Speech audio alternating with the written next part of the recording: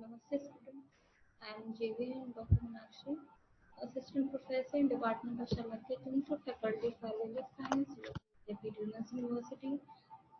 So today's topic is otosclerosis या फिर otospongiasis. ठीक है, तो इस डिसीज को समझने से पहले हमें उसकी रिलेटेड एनाटॉमी समझना बहुत इम्पोर्टेंट है. ठीक है, तभी आप क्लियरली उस डिसीज को समझ पाएंगे. ठीक, तो हम आते हैं एनाटॉमी पे. तो हमें समझना है एनाटॉमी ऑफ लेब्रिंथ. ठीक है, लेब्रिंथ की एनाटॉमी समझनी है. लेब्रिंथ क्या होता है हमारा inner ear. Otic, otic capsule. It is a bony labyrinth and consists of three layers: endosteal, encontral, periosteal. ठीक है, तो जो हमारा otic capsule है, एक इससे हमारा inner layer बनता है. तो it is a bony labyrinth होता है, उसमें तीन layers मिलती हैं आपको: endosteal, encontral और periosteal.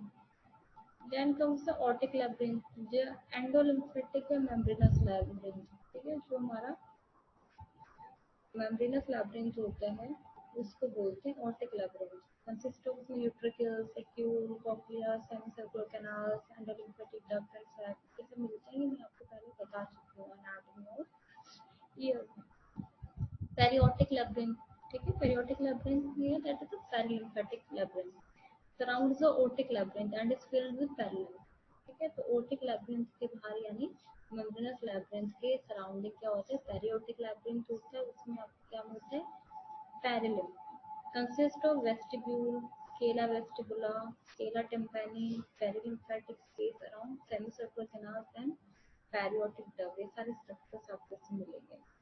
Then comes the disease otosclerosis, a primary disease of the otic capsule in which irregular spongy bone replaces the dense endochondral layer of bony otic capsule, thereby fixing the footplate of the stapes and causing the conductive hearing loss. ठीक है, तो ये किसका disease है, otic capsule का. Otic capsule से हमारा क्या मतलब है, बोनी लैब्रिंथ. ठीक है, उसका डिसीज होता है. इसमें क्या होता है, जो हमारी एंडोकॉन्ट्रल लेयर होती है बोनी ओटिक कैप्सूल की, जो मैंने आपको बताई थी, सेकंड लेयर जो होती है बोनी लैब्रिंथ की, उस लेयर को रिप्लेस कर देती है spongy bone, irregular spongy bone उसको रिप्लेस कर देती है. इसकी वजह से क्या होता है, जो हमारी मिडिल ईयर की बोन है, स्टेप्स बोन है, उसका फुट प्लेट फिक्स हो जाता है. उसके फुट प्लेट फिक्स होने की वजह से पेशेंट को क्या होगा, साउंड का कंडक्शन प्रॉपर नहीं होगा और कॉज करेगा कंडक्टिव हियरिंग लॉस. ठीक है, otosclerosis is a disease of the otic capsule in which new vascular spongy bone formation causes ankylosis or fixation of the footplate of the stapes and progressive conductive deafness. अलग definition है, आप पहले वाली definition याद कर सकते हो, ये वाली डेफिनेशन याद कर सकते हो. Otosclerosis can result in conductive and/or sensorineural hearing loss. This usually will begin in 1 year but will eventually affect both ears with a variable course. ठीक है, तो otosclerosis की वजह से कंडक्टिव हियरिंग लॉस भी हो सकता है, सेंसरी हियरिंग लॉस भी हो सकता है, या फिर दोनों हो सकते हैं. ठीक है, पहले क्या होगा, एक कान में ये हियरिंग लॉस शुरू होता है और धीरे धीरे धीरे करके दोनों ईयर्स अफेक्ट होते हैं, लेकिन दोनों की वेरिएबिलिटी होगी, किसी में हियरिंग लॉस कम होगा, दूसरे में ज़्यादा हो सकता है. कॉजेज क्या है इसके, otosclerosis के एग्जैक्ट कॉज होते हैं. ठीक है, तो एग्जैक्ट कॉज हमें नहीं पता है. Next is hereditary. Family history of deafness is present 50% of cases. ठीक है, तो हेरिडिटरी देखा गया है इसको डिसीज को कि जिसमें 50% केसेस हमें फैमिली हिस्ट्री मिलती है डेफनेस की. Sex, females are affected twice as often as males. ठीक है, तो मेल से ज़्यादा फीमेल्स अफेक्ट होती हैं. Age of onset usually occurs between 20 to 30 years of age and rarely starts before 10 or after 40 years. ठीक है, तो आपको 20 से 30 साल की एज में मिलता है, 10 साल से छोटे बच्चों को नहीं मिलेगा, 40 साल से ऊपर लोगों में बहुत रेयरली मिलते हैं. Pregnancy otosclerosis may be initiated or aggravated by pregnancy but never caused by it.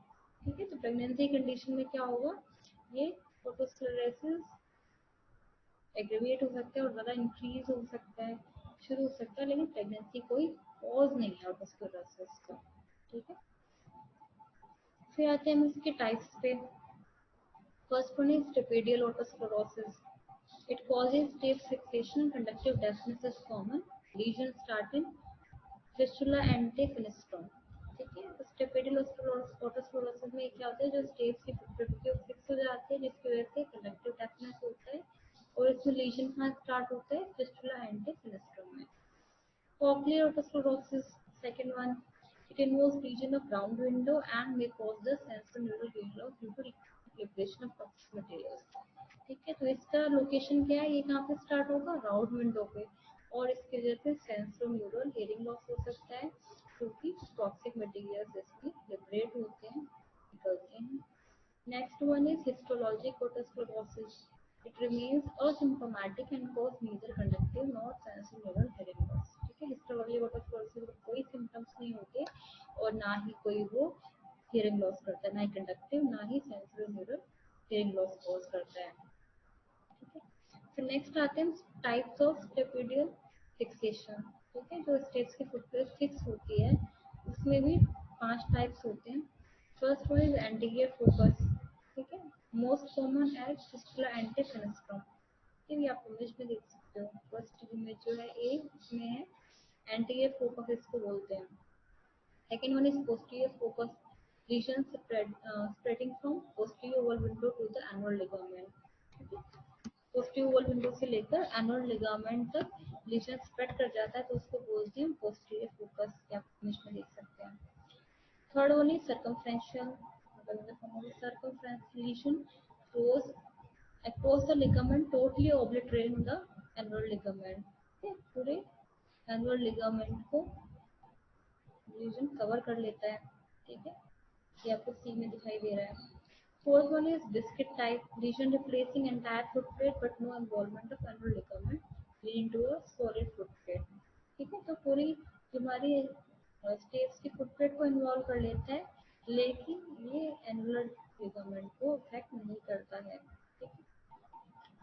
Obliterative completely ऑब्लिटर्स the Oval window. Obliterative नाम ही है तो यानी पूरी ओवल विंडो को ये ब्लॉक कर देगा।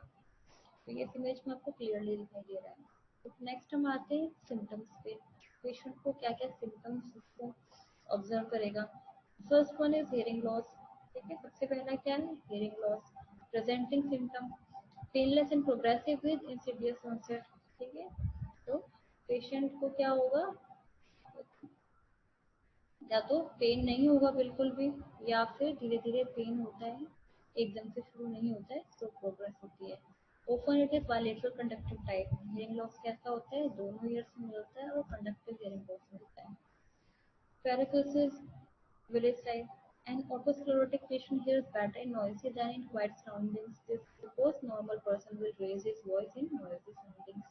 ठीक है, तो ऐसा देखा गया है कि ऑटोस्क्लेरोटिक जो पेशेंट्स होते हैं वो नॉइसी सराउंडिंग में बेटर सुनते हैं, क्योंकि नॉर्मल पर्सन होता है वो क्या होगा, नॉइसी सराउंडिंग में ऊंची आवाज में बात करते हैं तो इसलिए उनको नॉइसी सराउंडिंग में बहुत क्लियरली सुनाई देता है, बेटर सुनाई देता है। Third one is tinnitus. Tinnitus मैंने कहा था आपको क्या होते हैं, रिंगिंग साउंड, हमिंग साउंड उसको कंटिन्यूस सुनाई देती रहती है। इन cochlear otosclerosis and active lesions. ठीक है, अगर कॉक्लियर ऑटोस्क्लेरोसिस है तो इस कंडीशन में पेशेंट को टिनिटस होगा, वर्टिफिकेशन में चक्कर आते हैं, speech monotonous well modulated soft speech. ठीक है, तो एक सिंगल टोन में पेशेंट की स्पीच होती है और सॉफ्ट स्पीच होगी। फिर आते हैं हम साइंस पे। तो टिम्पैनिक मेम्ब्रेन कैसी होगी, it is normal and mobile. ठीक है, टिम्पैनिक मेम्ब्रेन आपको नॉर्मल मिलती है और मूवमेंट करेगी। Schwarzschild reddish hue seen on promontory through tympanic membrane initiative of active focus with increased vascularity। ठीक है, तो Schwarzschild आपको मिलेगा, रेडिश मिलते हैं टिम्पैनिक मेम्ब्रेन प्रोमोनटरी पे। अगर हम टिम्पैनिक मेम्ब्रेन पे देखते हैं तो आपको रेडिश ह्यू मिलेगा प्रोमोनटरी पे। ईटी फंक्शन, जो हमारे यूस्टेशन ट्यूब है वो नॉर्मल फंक्शन करती है। Tuning fork test. ठीक है, अगर हम उसके हीलिंग के लिए टेस्ट कराते हैं तो हमको रिली टेस्ट नेगेटिव मिलता है। नेगेटिव का मतलब है यानी bone conduction is more than air conduction. Next test हम कर सकते हैं Weber test. Weber test will be lateralize to ear with greater conductive hearing loss. ठीक है, तो आपको जहाँ पे कंडक्टिव हियरिंग लॉस है वहाँ पे उसको पेशेंट को बेटर सुनाई देगा। ठीक है, तो वेबर टेस्ट से पता कर सकते हैं। Absolute bone conduction test may be normal. It is decrease in cochlear otosclerosis with sensory hearing loss. ठीक है, तो एक बोन कंडक्शन टेस्ट हम करेंगे तो उसमें भी आपको नॉर्मल होता है. अगर कॉक्लियर otosclerosis है तो पेशेंट को कम सुनाई देता है. डिफरेंशियल डायग्नोसिस पे आते हैं. It should be differentiated from serous otitis media. ठीक है, तो पेशेंट ऑटोस्क्लेरोसिस सफर कर रहा है, उसको आपको डिफरेंशिएट करना ही चाहिए. कोई और डिजीज तो नहीं है, सीरस ओटाइटिस मीडिया तो नहीं है, एडहेसिव ओटाइटिस मीडिया तो नहीं है, या टिम्पेनस क्लोरोसिस तो नहीं है, otitic fixation of head of malleus या ऑस्टिकुलर डिसकंटिन्यूटी है. Then comes the treatment part. First आता है मेडिकल ट्रीटमेंट. मेडिकल ट्रीटमेंट में no medical treatment to cure the otosclerosis. ठीक है, तो कोई ऐसी पर्टिकुलर कोई मेडिसिन नहीं बनी है जिससे हम ओटोस्क्लेरोसिस को ठीक कर सके, क्योंकि न्यू बोन फॉर्मेशन हो गया, स्पॉन्जी बोन फॉर्मेशन हो रही है. May use sodium fluoride in a dose 20 mg BD for 2 years with calcium. Rest the rapid progress of otosclerosis. ठीक है, तो जो रैपिड फास्ट प्रोग्रेस है otosclerosis को रोकने के लिए हम सोडियम क्लोराइड दे सकते हैं 20 mg BD 2 साल तक कैल्शियम के साथ देना चाहिए. फिर आते हैं स्टेपेक्टमी. ठीक है, तो हमको आपको क्या करना है, आपको सर्जरी करनी है. Removal of steps and insertion of prosthesis. आपको क्या करना है, स्टेप्स को रिमूव करना है, उसकी जगह प्रोस्थेटिक लगा देना है. प्रोस्थेसिस में भी Teflon piston, stainless steel, platinum Teflon और टाइटेनियम टेफ्लॉन पिस्टन. तो उसकी जगह आप ये सारे प्रोस्थेसिस लगा सकते हैं. यहाँ पे एक इमेज है जिसमें उन्होंने फुट प्लेट को रिमूव कर दिया. फुट प्लेट को रिमूव करने के बाद में की जगह पे एक वायर फैट प्रोस्थेसिस लगा दिया है, जिससे कि पेशेंट का हियरिंग मैकेनिज्म प्रॉपर वापस ठीक हो जाए. तो यहाँ पे हमारी ओटोस्क्लेरोसिस का लेक्चर कंप्लीट होता है. Thank you so much students. Namaste students, Khushno Betia. I am JVN Dr. Minakshi, Assistant Professor in Department of Charakya Tantra, Faculty of Ayurvedic Science, Jyoti Vidyapeeth University. आज का हमारा डिस्कशन का topic है foreign bodies in knows. तो foreign body in knows, इसके causes क्या हो सकते हैं, एटियोलॉजी क्या हो सकती है. फर्स्ट वन एक तो चिल्ड्रन में मिलता है, मोस्ट कॉमन चिल्ड्रन में होता है. ऑर्गेनिक या इनऑर्गेनिक हो सकता है फॉरेन बॉडी. कॉमन ऑब्जेक्ट्स होते हैं pieces of paper, chalk, button, pebbles, seeds. ठीक है, प्लेजर्स ऑफ कॉटन या स्वेब्स भी अगर एक्सीडेंटली नोज में रह जाते हैं तो वो भी as a foreign body act करते हैं. क्लिनिकल फीचर्स, अगर किसी चाइल्ड में हमने फॉरेन बॉडी को ओवरलुक कर दिया है तो उसकी वजह से लेटरल नेजल डिस्चार्ज हमें मिलेगा जो कि फाउल स्मेलिंग होते हैं और ब्लड स्टेन्ड होता है. एक डिक्टम होता है कि अगर चाइल्ड में unilateral foul smelling nasal discharge है तो सबसे पहले हमें किसी फॉरेन बॉडी कोई प्रेजेंट तो नहीं है नोज में, उसको एक्सक्लूड आउट करना है. आपको रेडियोग्राफ लेना है, कंफर्म करना है, उस फॉरेन बॉडी को लोकलाइज करना है अगर रेडियोपेक है तो. जो इम्पोर्टेंट कॉजेज होते हैं लेटरल ब्लड स्टेन डिस्चार्ज के, वो होते हैं राइनोलेट, नेजल डिप्थेरिया, नेजल मियासिस या एक्यूट या क्रॉनिक यूनिलेटरल साइनसाइटिस. ट्रीटमेंट, आपको पीस ऑफ पेपर या कॉटन स्वैप्स को इजीली रिमूव करना है with the help of forceps. अगर राउंड फॉर्म बॉडी है तो उसको एक आपको ब्लंट हुक पास करके उसको रिमूव करना है. उसको फॉर्म बॉडी के पीछे ले जाके और फिर आपको फॉर्म बॉडी को ड्रैग करना है अलोंग द फ्लोर. अगर बेबीज हैं या अनकोऑपरेटिव चिल्ड्रन हैं तो उसमें आपको जनरल एनेस्थीसिया में फॉर्म बॉडी को रिमूव करना है with the help of cuffed endotracheal tube.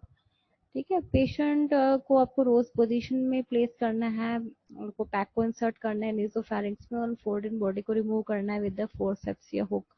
ठीक है, अगर फॉरन बॉडी अगर बिहाइंड, अगर बहुत पीछे चली जाती है नोज में तो उसको आपको पुश करना है नेसोफैरिंक्स में रिमूवल से पहले.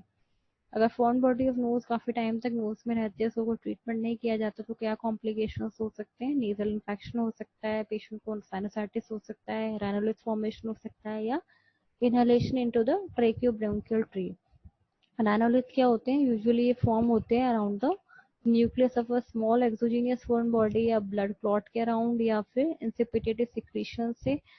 और इंसिपिटेड होते हैं by secretion by slow deposition of calcium and magnesium salt. ठीक है, कैल्शियम मैग्नीशियम सॉल्ट का डिपोजिशन होता है, इसकी वजह से वहाँ जो सिक्रीशन था या जो फॉरेन बॉडी है ब्लड क्लॉट है वो पूरा हार्ड हो जाता है और एक तरह से स्टोन की तरह दिखाई देता है, इसको बोलते हैं राइनोलिथ. यहाँ हमारा सेशन कंप्लीट होता है. this is session is powered by the digital version 2.0 and Jyoti Vidyapit Women's University. I hope you are satisfied with my digital session. If you have any query, please mention in the comment box. I will resolve it.